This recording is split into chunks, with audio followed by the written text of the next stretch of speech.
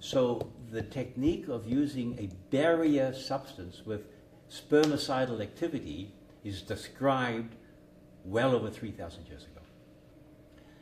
The very first early mention of a contraceptive technique is actually in the Bible, Genesis, chapter 38, verse 9.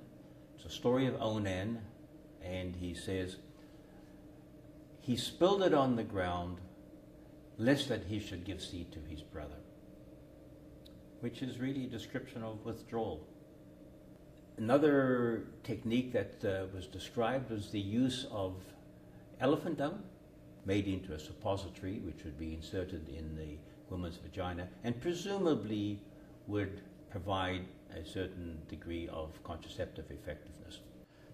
Crocodile dung and elephant dung too would work not only as a blocking substance, but very, very powerful acidic substance.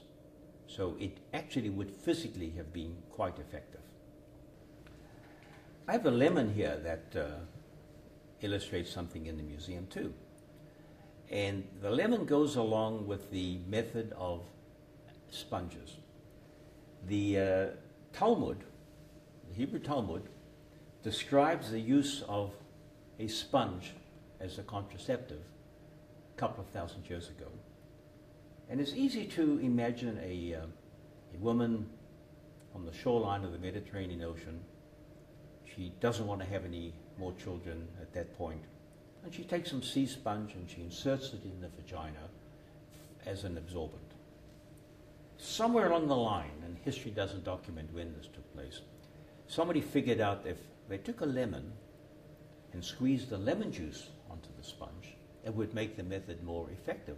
And that's absolutely true, because it's a mild acid, which is a spermicide, and so sponge plus spermicide would certainly work better. Now, it's also recorded that Casanova, what he did with a lemon, he would cut it in half, scoop out the inside, and use the rind as a cervical cap or a diaphragm.